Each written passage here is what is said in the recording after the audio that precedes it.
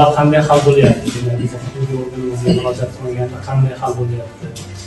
Shu masalalarga asosan to'xtalib o'tamiz, ya'ni brigadada.